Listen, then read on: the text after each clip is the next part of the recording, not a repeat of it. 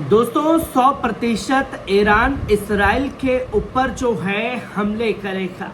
और ईरान ने खुल करके ये ऐलान कर दिया है, भले ही इस हमले में कोई हमारा साथ दे या ना दे और भले ही इसमें कोई हमें बैकअप दे या ना दे, हम 100% इसराइल के ऊपर जो है बड़े हमले को अंजाम देंगे। पर हमले से पहले ही ईरान ने अपने देश में किए गई गद्दारी को लेकर के गद्दारों को गिरफ्तार करना शुरू कर दिया है। जी हां, इस्माइल हानिया के शहादत के बाद पहली मर्तबा जो है IRGC की तरफ से इस खबर को दुनिया के सामने रखा गया है कि ईरान के अंदर मौजूद जिनका ताल्लुक मोसाद से जुड़ा हुआ था, जिनका ताल्लुक इसराइल से जुड़ा हुआ था, ऐसे 2 दर्जन से ज्यादा लोगों को गिरफ्तार करने का काम ईरान के अंदर किया गया है। एक बड़े एक्शन की तैयारी ये की गई है,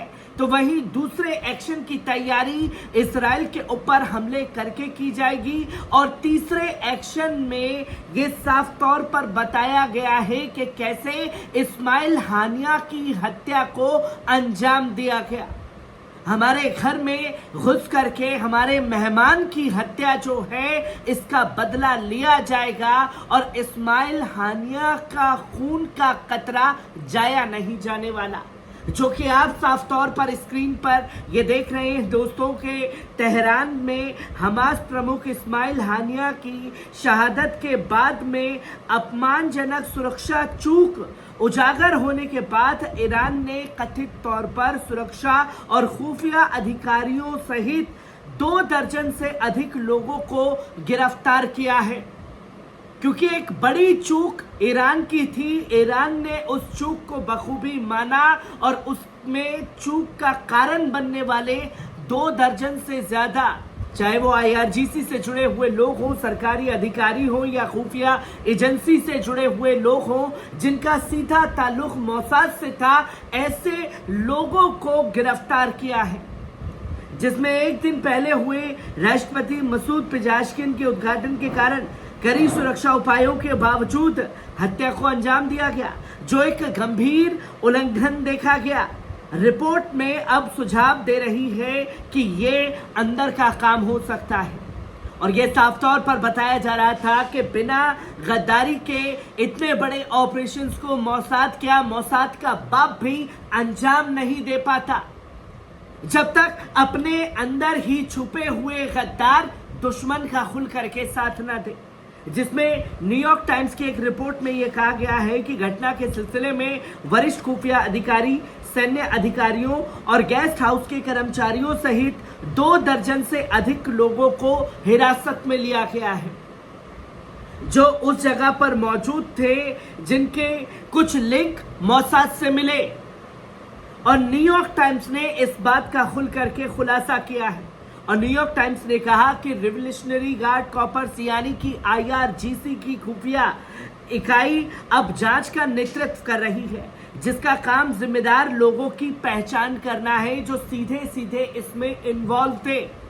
और ईरानी अधिकारियों ने अभी तक हत्या के संबंध में किसी भी गिरफ्तारी की पुष्टि नहीं की है। इसमें सार्वजनिक बयानों के बावजूद स्थिति की गंभीरता, क्योंकि इससे पता चलता है कि इस्लामी गणराज्य अपने मेहमानों और सहयोगियों की रक्षा भी नहीं कर सकता, इसलिए इस खबर को ईरान की तरफ से नहीं कहा गया है, ना बताया गया है। पर यह कंफर्मेशन न्यूयॉर्क टाइम्स की तरफ से दी गई कि हत्या के बाद में 2 दर्जन से ज्यादा लोगों को गिरफ्तार किया जा चुका है। वहीं इसमें अलीवेश ने कहा कि यह धारणा कि ईरान ना तो अपनी मातृभूमि की रक्षा कर सकता है और ना ही अपने प्रमुख सहयोगियों की रक्षा कर सकता है, ईरानी शासन के लिए घातक हो सकता है, क्योंकि ये मूल रूप से अपने दुश्मनों को संकेत देता है कि यदि वे इस्लामी गणराज्य को नहीं गिरा सकते तो वे इसका सिर काट सकते हैं। इंटरनेशनल क्राइसिस ग्रुप के ईरान निदेशक न्यूयॉर्क टाइम्स से बात करते हुए इस बात को साफ तौर पर कहते हैं कि यकीनन बड़ा फेलियर जरूर था, पर इसमें यह कहा जाए कि ईरान खुद ही इन्वॉल्व था। क्योंकि इस हत्या के बाद में बड़ी बहस खास तौर पर छिड़ी कि घर बुला करके कत्ल करने का जो सिलसिला है वो बरसों से जारी है और लोग ये साफ तौर पर लिखते हुए नजर आए, जो हुसैन का नहीं वो हमारा नहीं। पर यह चीज को शिया सुन्नी में बांटने की कोशिश की गई और ईरान के तेहरान से ईरान के सर्वोच्च नेता ने दुनिया को एक पैगाम दे दिया। इस्माइल हानिया जो सुन्नी थे, उनकी जनाजे की नमाज किसने अदा कराई? खुद ईरान के सर्वोच्च नेता आयतुल्ला अली खमेनी साहब ने। जहां समझदार लोग, जो बुद्धिजीवी लोग हैं, वो बखूबी समझ रहे हैं कि जानबूझ करके इस ऑपरेशन को ईरान के अंदर अंजाम दिया गया मोसाद और अमेरिका द्वारा,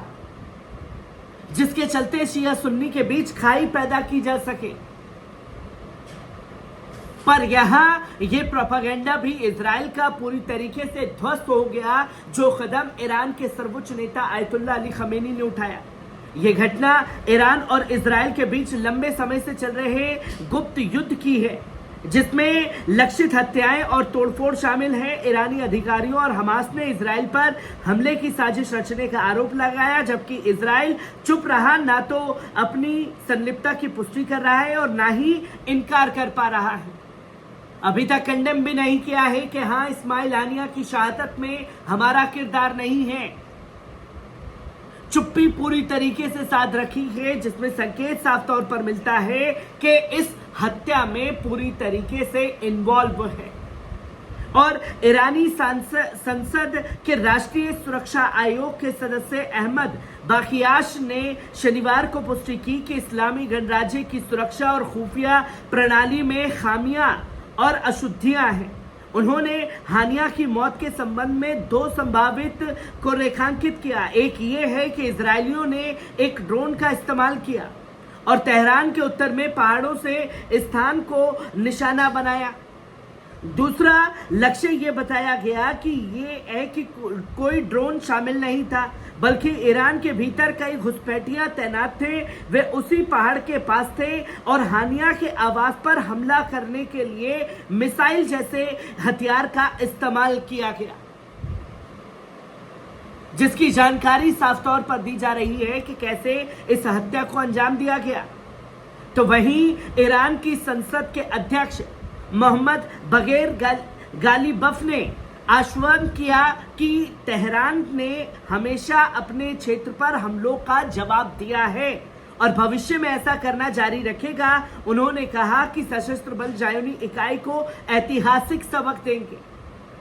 और मुख्य दर्शक बन करके नहीं रहा जाएगा। इरना समाचार एजेंसी की रिपोर्ट ने गालिबफ ने घोषणा की, हमें इसमें कोई संदेह नहीं है कि दुनिया भर के लोग हमारे हमले को लेकर के क्या बोलेंगे। प्रतिरोध बल और स्वतंत्रता चाहने वाले ईरान के निर्णायक और प्रभावी प्रतिक्रिया का समर्थन करेंगे, जबकि जायोनी शासन और उसके समर्थक संयुक्त राष्ट्र राज्यों को इसका पछतावा होगा और हानिया का जो खून बहा है वो जाया नहीं जाने वाला।